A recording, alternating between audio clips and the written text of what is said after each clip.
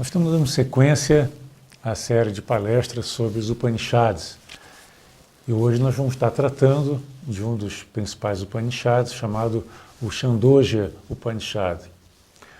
Os Upanishads são textos muito antigos que são atribuídos aos rishis, aqueles grandes sábios do passado, aqueles sábios que moraram na Índia Antiga, na Índia dos Vedas, e eles representam um conhecimento vivencial desses rishis, desses grandes sábios, e era um ensinamento que era transmitido de mestre para discípulo.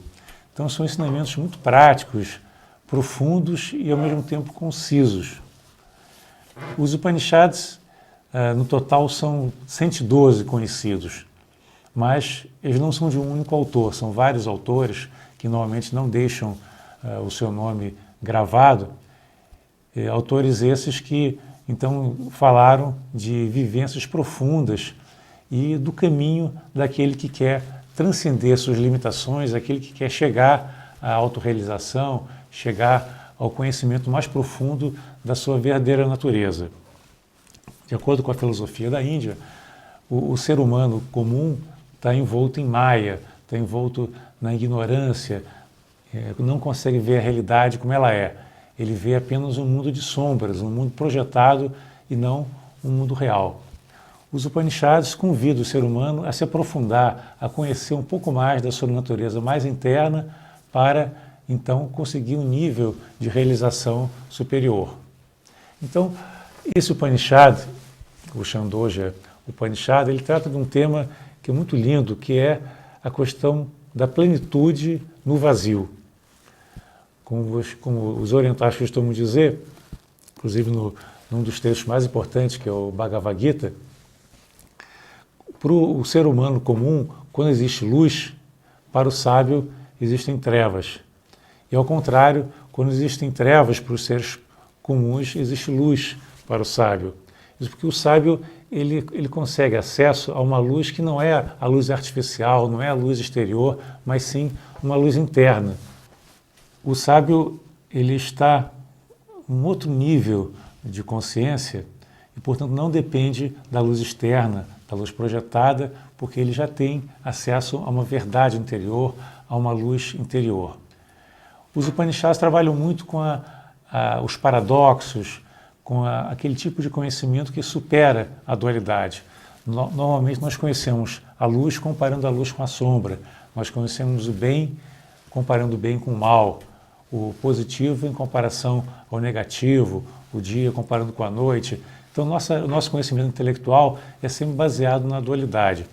E os Upanishads, eles são um tipo de conhecimento que levam a pessoa a conhecer muito mais pelo coração do que pelo intelecto.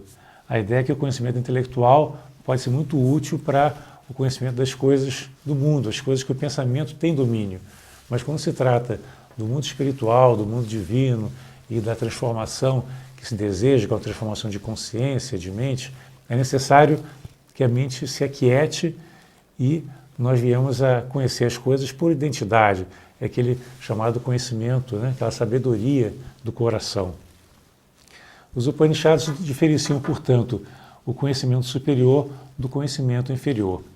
O conhecimento inferior é aquele conhecimento que está disponível nos livros, pode ser obtido no contato com pessoas através de palavras, você pode conhecer numa palestra, você pode conhecer estudando, e é um conhecimento basicamente intelectual. Você vai para uma universidade, você conhece um determinado assunto, você pode desenvolver um conhecimento que vai ser muito útil na sua carreira.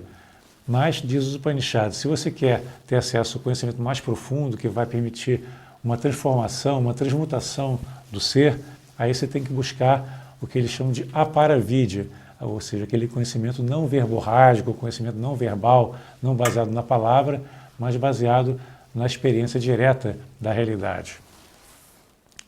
Então, o Chandogya Upanishad, ele começa com um diálogo entre Narada, que é o buscador da verdade, e o Sanat Kumara, que é um dos grandes mestres da chamada Grande Fraternidade Branca.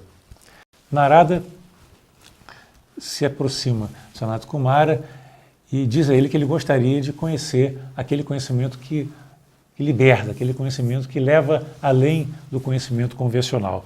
Então o Sanat Kumara diz, para que eu possa te instruir sobre o conhecimento mais profundo, eu preciso saber o que você já aprendeu, o que você já sabe. Então é preciso estar bem claro o que você considera o conhecido. E aí o Narada começa a discursar do que ele já tinha aprendido. Ele era um erudito na sua época. Então ele diz, Senhor, eu aprendi o Rig Veda, o Yajur Veda, o Sama Veda, o Atharva Veda, que são os 4 Vedas principais. Conheci o método para memorizar as coisas, as cerimônias, a gramática, a filosofia, a matemática, a astronomia, a astrologia, as ciências divinatórias, a lógica, a ética, a música, a ciência da dança, a poesia, a ciência dos animais, a ciência da guerra e muitos outros ramos do conhecimento. Então, vê-se que naquela época a educação era muito mais completa do que a educação de hoje, né? Mas o Narada está ciente que esse tipo de educação que ele teve, esse tipo de conhecimento que ele tem, não é suficiente. E o mestre diz, caro Narada, tudo que você aprendeu é apenas nome e verborragia, meras palavras. Pelo seu atual conhecimento, você pode alcançar apenas aquilo que as palavras podem alcançar, e nada mais. Então vocês veem que o Narada tinha ciência da sua limitação, ele tinha ciência que as palavras podiam levar um conhecimento até um certo ponto, mas não o conhecimento do divino, o conhecimento do transcendente. E ele então começa a indagar ao Sanat Kumara como é que ele poderia chegar a esse conhecimento que está além das palavras. E o mestre lhe ensina, ele dá um primeiro ensinamento que é necessário que ele reúna o máximo de energia possível para conseguir transcender suas limitações. Porque o mundo que nós vimos exteriormente é um mundo limitado, é um mundo que está restrito à nossa visão autocentrada. Nós fomos educados dentro de um ambiente de dualidade. Nós conhecemos sempre as coisas através da análise, através do conhecimento intelectual, o conhecimento mental, e usamos muito pouco o outro lado do cérebro, usamos muito pouco a nossa intuição. Então, o Sanat Kumara diz, se você, Narada, que deseja encontrar essa realidade superior, você não pode continuar dissipando a sua energia. E um dos fatores que mais contribui para a dissipação da nossa energia é o conflito. É a vida em busca de prazeres, é a vida centrada na busca de posses para o seu eu, é a busca de um carro melhor, de uma posição no emprego melhor, aquela acumulação de bens de toda espécie, buscar para si, para a sua família, um melhor status, uma melhor posição, enfim, querer mais e mais ao longo de toda a vida. Então, esse tipo de atitude diante da vida, de possuir, de ter, afasta o ser da sua verdadeira natureza, porque gera uma série de apegos, uma série de dependências em relação às coisas, às pessoas e também ao status, à sua condição social e tudo aquilo que passa a ser importante, né, na vida do dia a dia. Então, para que nós possamos nos libertar dessas amarras todas, é necessário muita atenção. E para que você tenha atenção, é necessária energia. Então o mestre instrui Narada que ele precisa desenvolver austeridade, precisa começar a levar uma vida simples. E o que vem a ser uma vida simples? É uma vida em que você usa, você consome, você ingere apenas aquilo que é necessário e não mais. Um dos ensinamentos, inclusive, que é bem característico do yoga, que está nos Yoga Sutras, é que é necessário tapas, austeridade, e é necessário também você não buscar reter para você mais do que você tem necessidade. Então, por exemplo, se você tem mais roupas do que você consegue utilizar, você está deixando aquela roupa parada e alguém que poderia estar precisando daquela roupa não vai estar podendo ter acesso àquela roupa. Então, se você consome mais do que pode utilizar, se você come mais do que tem capacidade de comer, então você está deixando que alguém que tem a necessidade de comer, de se vestir, não possa utilizar aquilo que está sobrando para você. Isso, de certa maneira, é até uma desonestidade, porque você está se apropriando de alguma coisa que não é seu. Um dos princípios que é muito claro na filosofia indiana, né, é que todas as posses são uma ilusão. Na realidade, nós não podemos ter nada para nós. Ou, se nós formos mais a fundo nessa questão, nós vamos ver que nós já temos tudo. O sábio, ele por ser uno com o todo, por ele ter transcendido a dualidade, nada pode lhe faltar. Então, essa questão de querer acumular é uma grande ilusão e gera um desgaste de energia violento. Então, o mestre comenta que se a pessoa, se o discípulo deseja alcançar a autorrealização, ele tem que levar uma vida austera, ele tem que começar a se voltar para aquilo que é essencial e esquecer aquilo que é supérfluo. Ele precisa desenvolver uma força de vontade maior, porque senão ele acaba cedendo às tentações, acaba cedendo a todas aquelas ofertas que o mundo lhe traz, todos aqueles apegos que ele já desenvolveu ao longo da vida e vai acabar como um escravo dos seus desejos.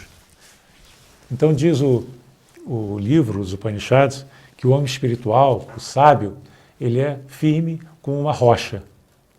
Nada pode lhe abalar, porque ele já transcendeu essa dependência de elementos externos para alcançar a felicidade, para alcançar a bem-aventurança e para alcançar aquela tranquilidade necessária à busca do conhecimento superior.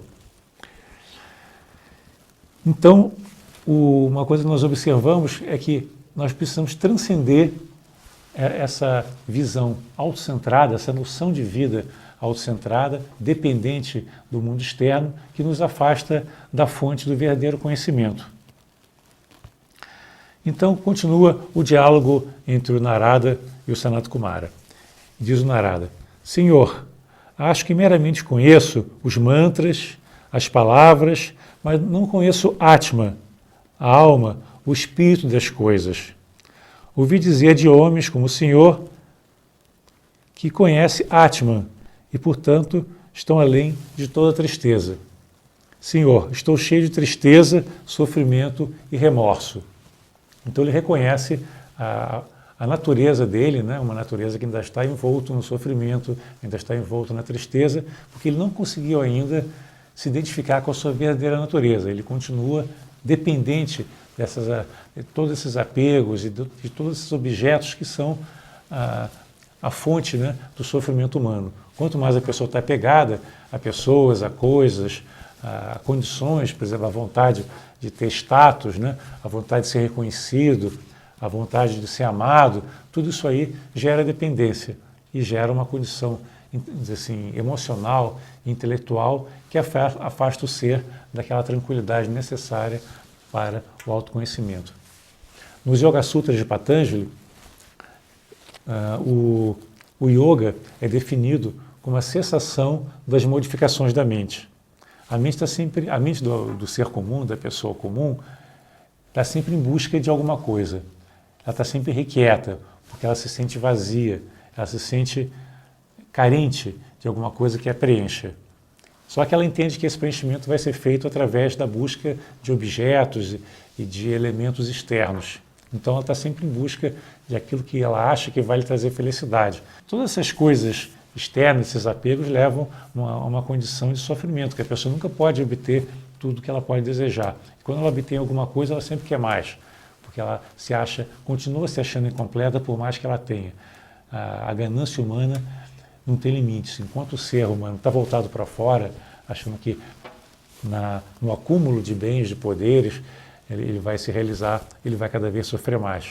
Tomar consciência que nós vivemos nesse mundo de ilusão, nesse mundo projetado, nesse mundo que não tem relação com a verdadeira felicidade, com a verdadeira realização espiritual, é o primeiro passo para você conseguir superar as suas limitações. Então, essa projeção mental se coloca entre o homem e a divindade, entre Atma e Brahma. Porque o espírito divino, que é o Brahma, é uno com Atma, que é o espírito humano.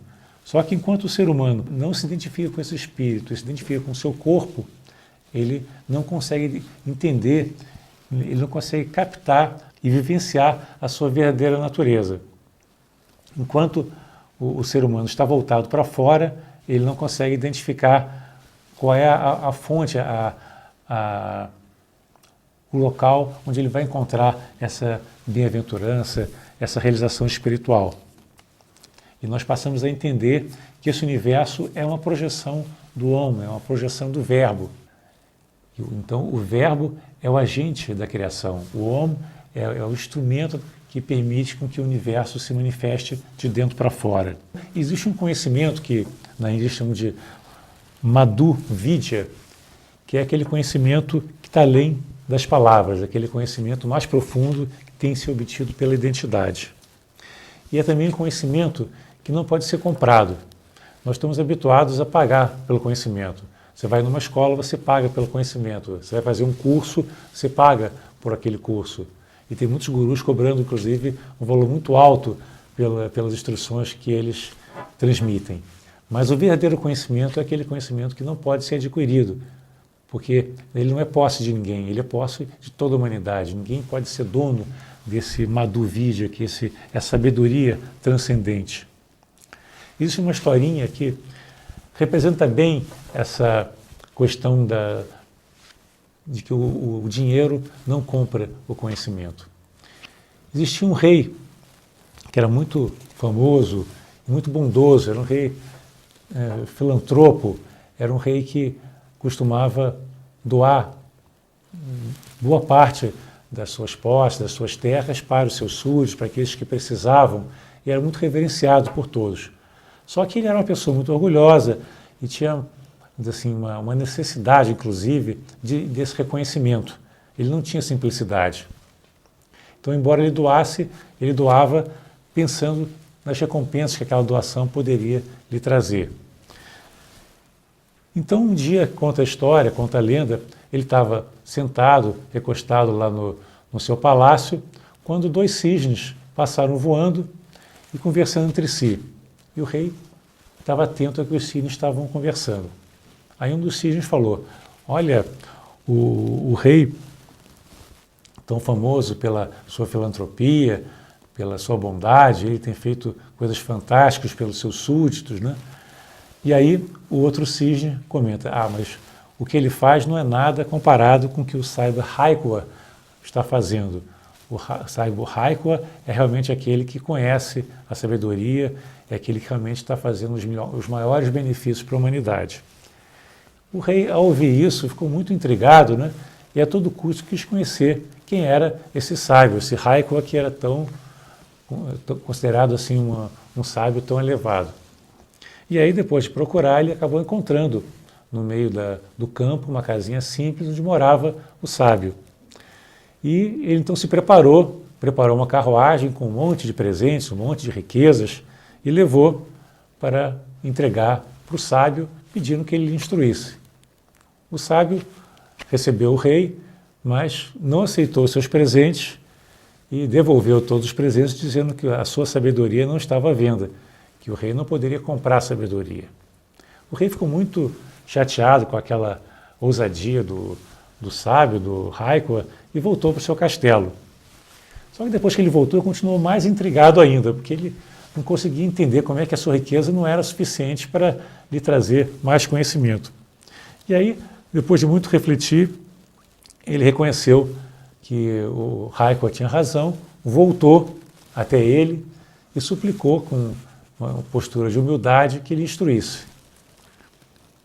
Aí o Haikua, dessa vez, aceitou o pedido do rei e começou a lhe falar: vá ao grande rei para o seu palácio, dê, mas não com orgulho, dê generosamente, mas não com egoísmo, dê livremente, mas sem ter em vista a fama, dê, mas não como algo que é seu, mas como algo que lhe foi confiado pelo Espírito para que fosse dado aos outros.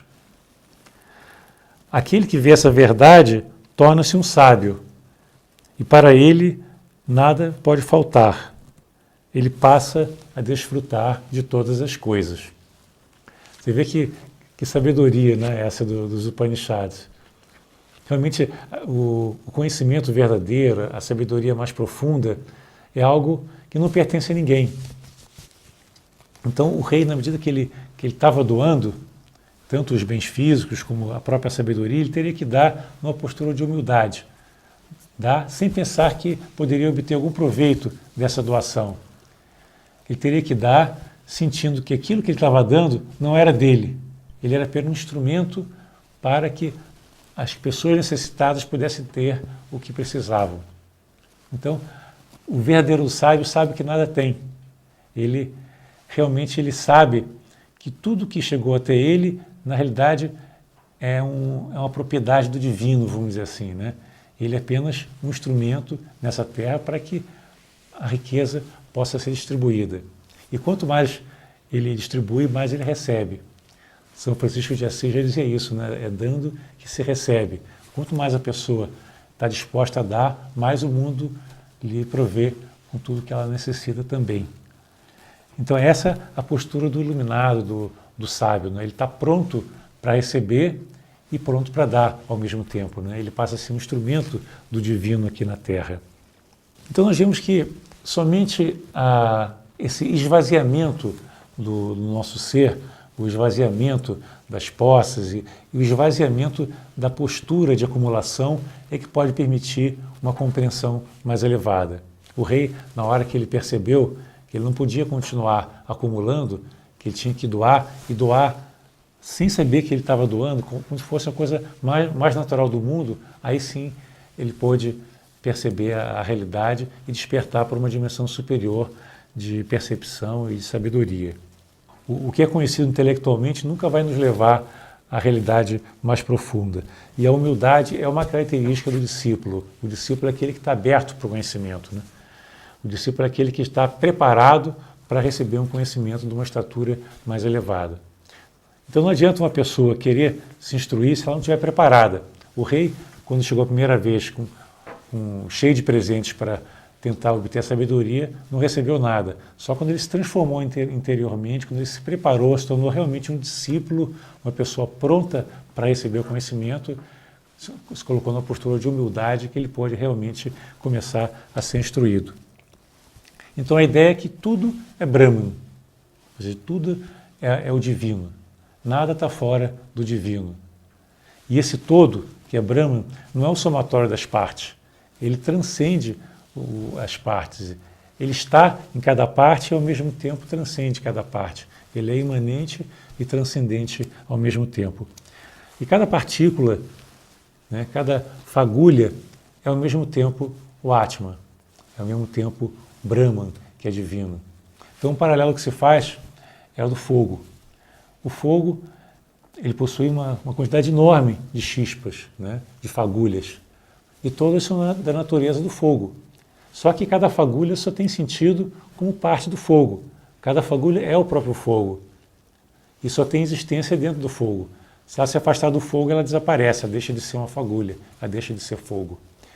Então, da mesma forma, nós, como seres humanos, só temos existência, a nossa vida só faz sentido enquanto nós estamos imersos nesse todo que é a divindade, que é Brahman. Então, o nosso Atma é como se fosse uma gota que pertence ao oceano, como uma chispa que pertence ao fogo. Fora do fogo, a chispa não existe. Fora da água, a gota também não tem realidade própria. A gota é a água, a gota é o oceano. Ela só existe em função do oceano. Então diz os Upanishads que os rios do leste vão para leste, os rios do oeste vão para o oeste. Cada partícula de água que está nesses rios está se dirigindo para o oceano sem saber que tiveram sua origem no oceano e que estão retornando para o oceano. Cada gota d'água chegou até o rio através do processo de evaporação, né, que gerou a chuva, que essa chuva caiu no rio e esse rio acabou se transformando num fluxo que novamente se dirigiu para o oceano.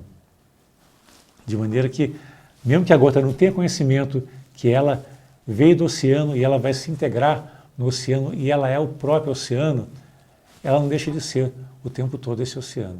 Nós vemos então a necessidade da simplicidade para aquele que quer alcançar a luz, aquele que quer alcançar a autorrealização.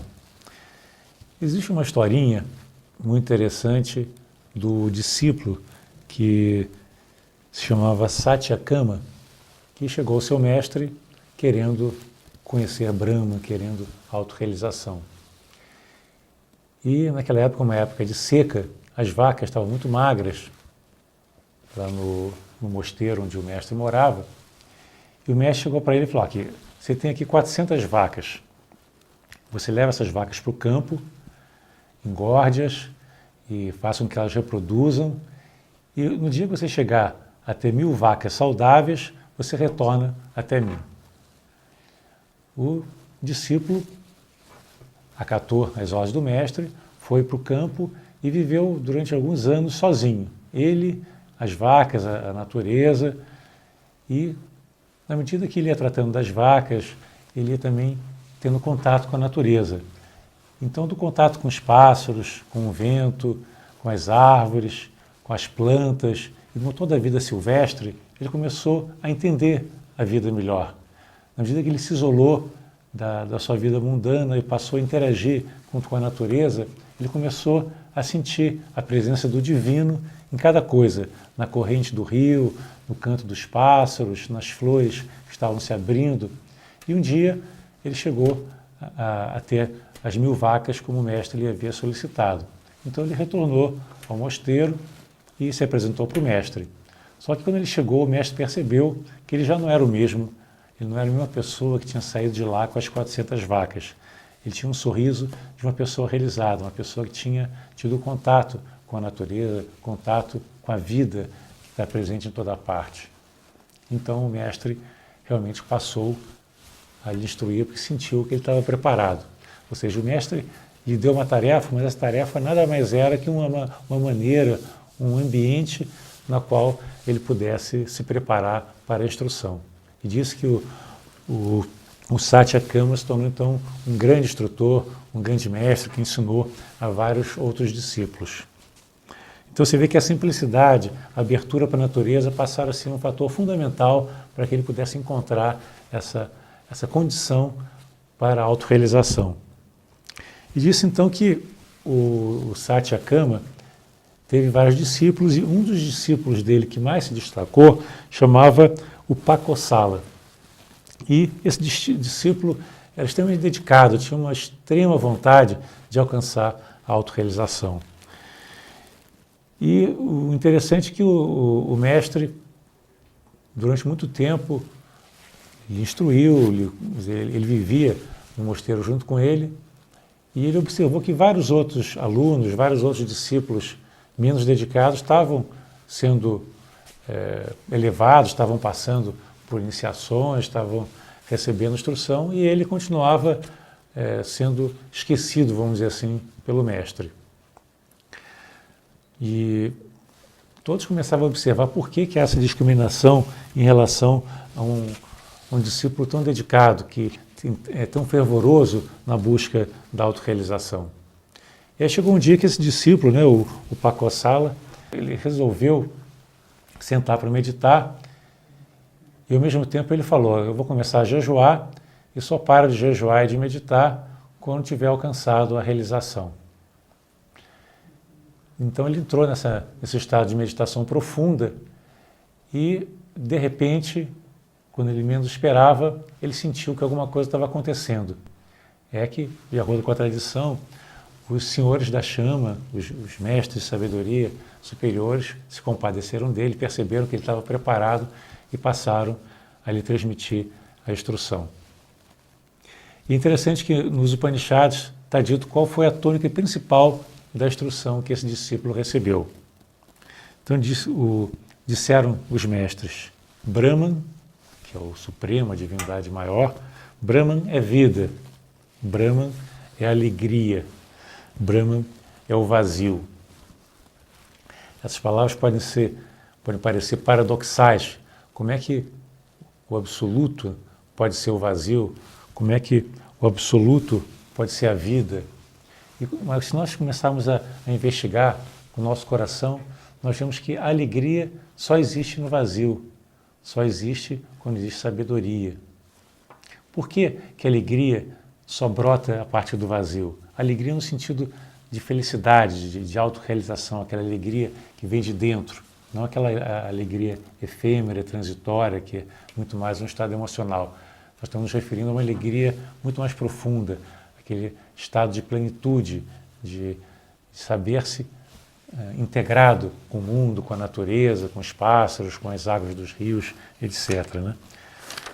Então, essa condição para que surja a alegria é o vazio, porque quando a mente está ocupada com aquele remoer dos seus problemas, dos seus conflitos, voltada para a tentativa de solução de dilemas que surgem no mundo exterior, ela não tem a tranquilidade necessária para se abrir para o interior e deixar com que a divindade se expresse através dela. E essa alegria só pode surgir quando ela vem realmente do nosso interior e não do exterior. A alegria puramente emocional é muito mais uma euforia, é um estado que ocorre quando você consegue, por exemplo, satisfazer um prazer. Só que é uma alegria efêmera, porque ela daqui a pouco vai terminar. Aquele prazer acabou, provavelmente a pessoa vai ficar frustrada em seguida porque não conseguiu repetir ou dar continuidade ao prazer e ela volta àquele estado de busca de novos prazeres, de novas satisfações. Então esse estado de busca, de satisfação de desejo não termina nunca. E a pessoa fica então oscilando entre as atrações, as repulsões e vivendo aquela vida sempre dependente de satisfação de desejos de toda espécie. Quando a pessoa percebe a futilidade dessa busca, ela se esvazia. Ela percebe que a mente não tem nada mais que ela possa obter no mundo externo. Então ela se recolhe para dentro de si, assim como a tartaruga recolhe a sua cabeça e as suas patas para dentro do seu casco, isso no Yoga Sutra de Patanjali, que chama-se de Pratyahara, a introspecção. E nesse estado de introspecção, ela passa a explorar o universo interior. Então, surge a possibilidade de você ter contato com aquilo que é mais sublime, mais elevado dentro de você, que é a sua natureza espiritual, aquela chamada também natureza búdica, né? Inclusive o Buda é aquele que alcançou a luz, aquele que se iluminou. Então essa consciência búdica, ela surge quando nós estamos em contato com o nosso Atma, com a nossa natureza espiritual, quando a mente silencia e nós nos abrimos para a realidade superior. Então o discípulo, ele precisa se esvaziar para que ele possa encontrar uma realidade transcendente. Existe uma outra historinha, nesse caso ligada à tradição Zen, que conta que um grande erudito, um PhD, um doutor de uma universidade ocidental, estava estudando o Zen e acabou indo para o Japão, procurando um monastério Zen, para conseguir conhecer um pouco mais, estudar a natureza do Zen budismo.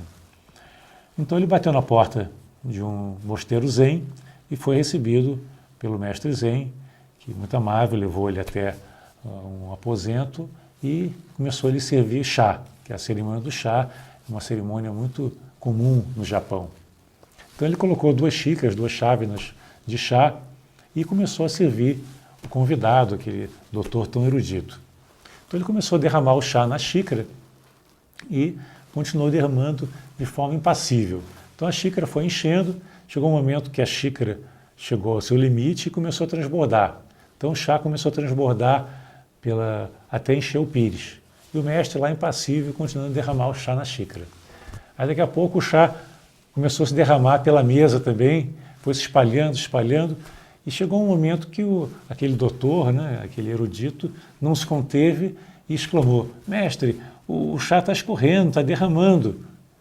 Aí o mestre parou, olhou para ele e disse: a sua mente, a sua cabeça, está que nem essa xícara de chá, está tão cheia de conhecimento, tão cheia de erudição, que não há nada mais que possa ser colocado nela. Ela já está repleta demais, ela está cheia até o seu limite. Como é que você quer que eu lhe explique o Zen se você não tem mais espaço nenhum na sua mente? Você já acha que sabe tudo.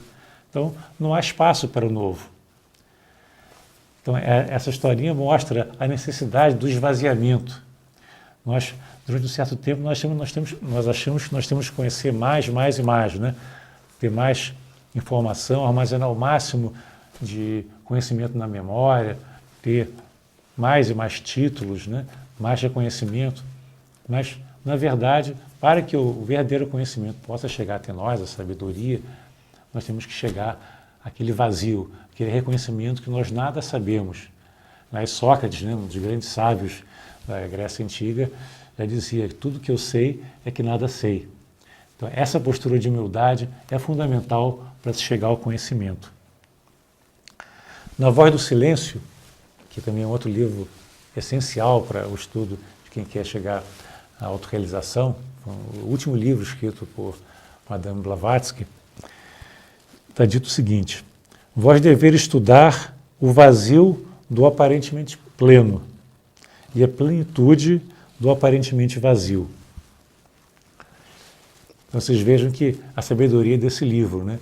Que aquilo que está aparentemente pleno está vazio. Aquilo que nós achamos que tem grande valor, esse mundo externo, com todas as suas atrações, com todo o seu charme, né? Com todo o seu dinheiro, todo o seu poder, na realidade é um grande vazio que não consegue nos preencher. E quando nós encontramos o nosso vazio interior, aí sim nós podemos chegar à plenitude. Porque nesse vazio, ao mesmo tempo, está o todo. O todo reside na parte, o todo reside nesse vazio. Então, o mestre continua a ensinar a esse discípulo, né, o Pakosala. E ele diz que Vayu é o grande purificador porque está sempre se movendo. Vayu é a divindade que está associada ao vento na Índia. Então o mestre diz que Vayu é o grande purificador. Pode parecer estranho, como é que o vento, que está sempre em transformação, pode ser o grande purificador? Será que a mente inquieta não vai ser um impedimento ao atingimento daquele vazio? E aí o mestre explica que o que está estagnado não é o que interessa. Nós temos que aquietar a mente, mas não tornar a mente estagnada, porque a vida é movimento, a vida é uma contínua transformação. Então nós temos que chegar àquele estado de tranquilidade mental que não é estagnação. Muitas pessoas pensam que parar de pensar é estagnar, é ficar totalmente inerte, né? Sem movimento. Mas pelo contrário, os esoteristas, os estudiosos, os místicos dizem que justamente quando você atinge esse estado de quietude mental, esse estado de vazio mental, a mente passa a se mover numa velocidade muito maior, porque ela se livra das amarras que estão impedindo a sua movimentação mais plena. Então o mestre diz que uma mente que está estagnada é que nem uma piscina, com aquela água que não está se movendo. Uma água de uma piscina ou de um poço que a água está parada. A água acaba deteriorando, né? A água que está parada deteriora. A água, para ser saudável, ela tem que fluir. Por isso que a água de uma nascente ela está sempre viva, ela está sempre saudável, porque a água da nascente flui, ela está se renovando continuamente. E só uma mente que se renova continuamente, que se move continuamente nesse vazio, é que pode expressar o divino. Porque a vida é renovação, a vida é transformação contínua. E aquele que quer alcançar a vida espiritual não pode se contentar com nada que atingiu, porque tudo está se transformando continuamente e a vida é movimento. No Bhagavad Gita tem uma frase do Sri Krishna que diz o seguinte, que a ação é superior à inação. Muitos iniciantes na vida espiritual acham que meditar é entrar numa postura de contemplação, mas permanecer totalmente estático, não só com o corpo estático, mas com a mente estática. Mas nesse estado você está realmente num estado de estagnação. O que acontece naquele que está realmente voltado para o divino, que ele passa por uma nova dimensão de percepção, uma nova dimensão de consciência, onde existe uma movimentação de uma outra natureza, que não é aquela movimentação física que nós estamos habituados. É uma transposição para um outro nível de consciência. E diz o mestre, só uma mente livre pode conhecer o que é movimento. Nós achamos que aquele movimento limitado, externo, que nós conhecemos no mundo dos sentidos, é um movimento real. Na realidade, esse é um movimento projetado, não é um movimento real. Existe um outro tipo de movimento que surge quando a mente está quieta, quando a luz divina então penetra e passa a fluir com grande intensidade através do nosso ser. Por que um grande ser, um ser da estatura de um Buda, de um Krishna, de um Lao Tse, de um Confúcio, por que eles irradiavam tanta luz, tanta sabedoria? Porque a mente deles era quieta, a mente deles não estava voltada para a satisfação dos seus desejos pessoais, eles eram seres libertos. E como seres libertos, eles canalizavam uma energia de uma ordem muito mais elevada. Porque a mente, quando está quieta, ela não coloca resistência ao fluxo do divino. A pessoa passa a ser um veículo do divino aqui na Terra. Então, a mente que não está engajada com as projeções, com a busca de satisfação de desejos, ela pode ter muito mais energia e ela pode ser um veículo muito mais adequado para o divino aqui na Terra. Então, a chave para que nós possamos começar a entender todo esse processo e vivenciar esse processo de fluxo, de movimentos de energia dentro de nós, é nos desidentificarmos dos nossos veículos. Nos Yoga Sutras existe uma passagem que está vinculada a um ensinamento chamado Filosofia dos Kleshas, em que está dito que um dos maiores problemas do ser humano é a asmita, que é a identificação com os veículos, que é derivada da ignorância, a vidya. Como nós nos afastamos da nossa real natureza divina, nós acabamos nos identificando com os veículos. O veículo físico, os nossos pensamentos, as nossas emoções e, por extensão, as nossas posses, a nossa família, os nossos cargos e tudo aquilo que nós consideramos uma possessão nossa. E essa identificação nos restringe, impede que a nossa energia flua. Sempre que você segura alguma coisa, você impede que a energia flua. Se você retém, a energia não pode fluir. Existe uma outra historinha muito interessante que contam do Buda, que diz que um discípulo queria também agradar o Buda para poder receber os seus ensinamentos e tinha a ilusão que ele podia agradar o Buda trazendo-lhes presentes. Mais uma vez, aquela tentativa de comprar o conhecimento, né? Então o discípulo ele chegou carregado de presentes na mão direita e na mão esquerda. O Buda, ao vê-lo, falou, larga. Aí ele largou os presentes na mão direita. O Buda continuou, larga. Aí largou os presentes que estavam na mão esquerda. Ele não estava segurando mais nada nesse momento. E o Buda falou mais uma vez, larga. E foi aí que ele chegou à compreensão e à iluminação. E esse terceiro largar, era largar de todas aquelas vestes, largar de tudo aquilo que eram os condicionamentos mentais que ele tinha que impediam a visão plena da realidade. Esses condicionamentos, esses conteúdos mentais impedem que nós vejamos a realidade como ela é. Essa tentativa de manter o seu ego, manter o seu eu, manter as suas posses, né? Os seus poderes, a sua visibilidade no mundo, o seu reconhecimento como pessoa, a necessidade de ser amado, tudo isso são entraves à verdadeira percepção da realidade. Então, esse largar é largar de tudo aquilo que são os entraves, as amarras à percepção plena da realidade. Então, esse discípulo, quando percebeu que ele estava ainda preso, né, aos conceitos, preso àquelas concepções, né, de que teria algo a ser atingido e que teriam meios físicos para se chegar até essa realização. E quando ele percebeu isso, ele largou e aí ele se tornou preparado, né, para a iluminação. Então, a iluminação chega quando o vazio se torna presente. E esse vazio passa a ser o pleno na medida que nós nos preenchemos com a energia, com a luz do divino. Quando cessa a verborragia, surge então a possibilidade do pleno.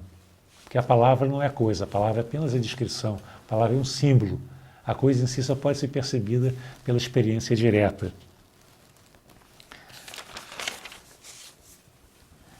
Então, o que acaba se percebendo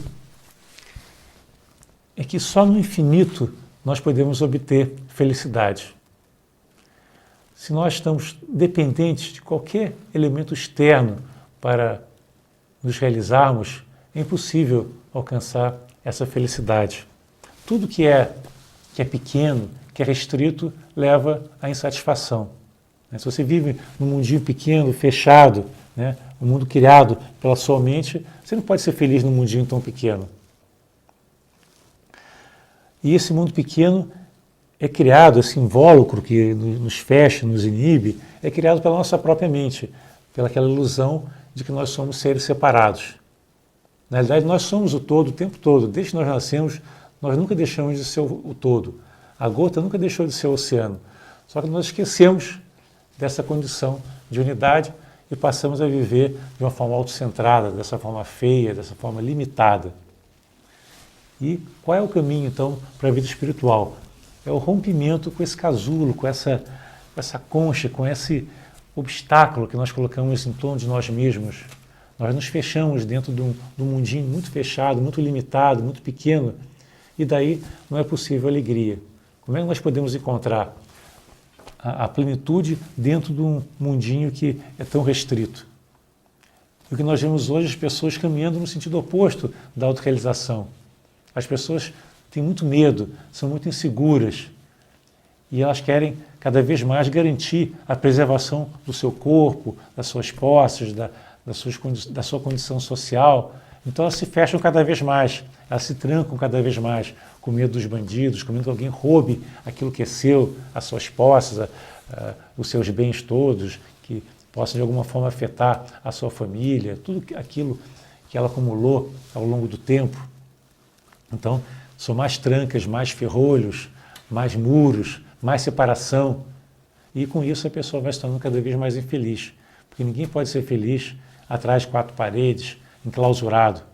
As pessoas erguem uma prisão em torno de si e vivem amargurados, querendo preservar aquilo a qualquer custo. E isso vai contra a lei natural. A lei natural é da transformação, é do movimento, é da não retenção. E nós estamos tentando reter para nós o conhecimento, reter para nós o dinheiro, o poder. E essa retenção causa a estagnação. Se nós retemos alguma coisa, aquela coisa fica estagnada, ela não flui. E se ela não flui, ela passa a ser uma fonte de problemas. As doenças geralmente ocorrem por razões psicossomáticas, por razões emocionais, por razões mentais, porque as pessoas não aceitam a mudança. E a mudança é parte da vida. A transformação é parte da vida. A vida é um fluxo. Como eu estava falando, nós somos a gota que está fluindo do rio. É aquela gota que um dia vai chegar até o oceano e vai se integrar ao todo do oceano. Mesmo que nós não percebamos que nós somos essa gota que está fluindo, a realidade é essa. E a única maneira que nós temos de reencontrar a nossa natureza e encontrar essa felicidade é percebendo a futilidade de buscar no mundo externo a satisfação. É a futilidade de achar que no limitado você vai poder encontrar o transcendente. Tudo que nós podemos aprender, observar, sentir e acumular, tudo que pertence ao mundo sensório, ao mundo tangível, é efêmero, um dia vai acabar. E essa talvez seja um dos maiores sofrimentos do ser humano, é quando ele percebe que tudo que ele tem um dia vai acabar. A sua própria vida mundana, a sua vida material, o seu corpo, tá? Através da velhice, vai se degradando, né? Isso é um processo que todos passam, todos nós vamos ficar velhos, todos nós um dia vamos morrer fisicamente, não como consciência. Mas a morte, para aquele que é materialista, aquele que está dependente do mundo material, é uma coisa tenebrosa, porque é uma transformação de uma ordem para a qual as pessoas não estão preparadas. As pessoas acham que elas são corpo, elas estão identificadas com o corpo. O que vai ser delas quando o corpo desaparecer, o corpo for enterrado, for comido pelos vermes? O que vai sobrar? Se a pessoa não consegue perceber que existe algo além do tangível, algo além do que pode ser percebido pelos sentidos, então o pavor da morte passa a ser um problema. O maior trauma é a pessoa perceber que está se aproximando da morte, está ficando velho, o seu corpo já não é mais o mesmo. O que vai ser de mim? O que vai ser da minha vida? Porque a pessoa não percebe que o que está correndo é um fluxo natural. A vida é um ciclo, né? Existe o crescimento, depois a maturidade, depois a decadência e a morte. Isso, e a vida não para, a vida continua. Existe um trecho do Chandogya Upanishad, de grande beleza, em que o discípulo está querendo entender como que do nada pode surgir todo esse universo esplendoroso, esse universo com tantas formas, com tantas variedades, né? Com tanta vida. E o mestre diz para ele o seguinte: pegue a semente daquela árvore banyan. Banyan tree, a árvore banyan, é uma árvore quase sagrada na Índia, né? Uma árvore frondosa, enorme, que tem uma dimensão assim, muito vasta e é reverenciada na Índia. Então, o discípulo pegou a semente daquela árvore, que é uma semente pequena, e o mestre falou: quebre essa semente. E ele partiu em dois a semente, e o mestre perguntou: o que você está vendo dentro da semente? Não estou vendo nada.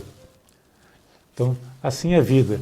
Desse nada que você está vendo dentro da semente, surge uma árvore, um porte dessa árvore banyan. Então, do aparentemente vazio surge a plenitude, surge o todo. Então também a sua vida é assim, ela surge do nada, ela se manifesta daquele nada que na realidade é a própria plenitude. E você, para compreender essa plenitude, você tem que mergulhar nesse vazio. E através da percepção, do encontro com esse vazio, é que você pode perceber que no vazio já está presente o pleno. Que no aparentemente nada daquela semente, a árvore já está contida. Já existe em potencial a árvore na semente. Então, na nossa vida também, todo o nosso desenvolvimento espiritual já existe de forma latente. Nós já somos a própria divindade. Todos nós, mesmo a pessoa mais baixa, mais vil, mais limitada, aquela que está na sarjeta, que é uma pessoa corrupta, ignorante, ela também é divina. Nela também existe o potencial divino. E nós não podemos nos separar de qualquer desses seres, até o mais vil, o mais limitado, o mais cruel, porque eles também fazem parte do todo. E como eles fazem parte do todo, fazem parte de nós próprios. Nós somos unos com cada ser. É muito fácil você se perceber uno de uma pessoa que é muito amiga, de um familiar, de um filho, de uma mãe. O mais difícil é se sentir uno com aquele que é seu inimigo, aquele que te incomoda, aquele que te traz desprazeres, dificuldades, aquele que está cheio de vícios, cheio de pecados. Ele também é seu irmão, ele também faz parte do mesmo todo. Vocês dois são células de um mesmo corpo. Todos nós fazemos parte desse mesmo corpo. E nós somos o próprio corpo da divindade. Nós somos a divindade. Então, o que é verdadeiro é o infinito, é o sem fronteiras. E se nós conseguirmos transcender esse mundo das formas, esse mundo efêmero, esse mundo que está realmente sempre se transformando, percebendo que a transformação é que é a essência da vida, e não as formas instantâneas que nós podemos observar. Nós achamos que nós somos aquela forma, nós somos o nosso corpo, as nossas ideias, mas o corpo está se transformando, as ideias estão se transformando também. A realidade é o fluxo, é a transformação. É a vida que está fluindo, a vida como uma onda que está fluindo, está se dirigindo na direção do oceano, está se dirigindo na direção do todo, da plenitude. Então, se nós deixarmos fluir, se nós formos unos com essa vida, percebemos que a vida é movimento. Se nós não resistirmos a esse movimento e deixarmos que o movimento seja a nossa própria vida, a nossa própria expressão, nós podemos então chegar àquela alegria que existe nos sábios, aquela alegria que não é dependente de nenhum fator externo, que não depende do tempo, não depende do espaço. É aquela alegria que surge na medida que você é um veículo da luz divina. Você é a expressão de Atma, a expressão do divino, do espírito que está no seu interior. E que está buscando sempre expressão através de você, mas que só pode se expressar se você estiver aberto para ele. Então o divino está sempre presente. Depende, cada um de nós ter essa percepção, essa postura de abertura, essa postura de abrir as janelas, deixar a luz entrar, para que essa luz divina possa inundar a nossa mente, inundar o nosso ser. E na medida que nós conseguimos receber essa luz e deixar que essa luz flua através de nós, nós vamos estar realizando a função mais elevada que o ser humano pode realizar aqui na Terra. É de ser um veículo divino, ser um ser radiante, um ser espiritualizado, um mestre de sabedoria, aquele que não coloca nenhuma barreira mais para a luz, mas que é a própria luz, é a própria divindade manifestada. E esse é o trabalho que cada um de nós deve realizar.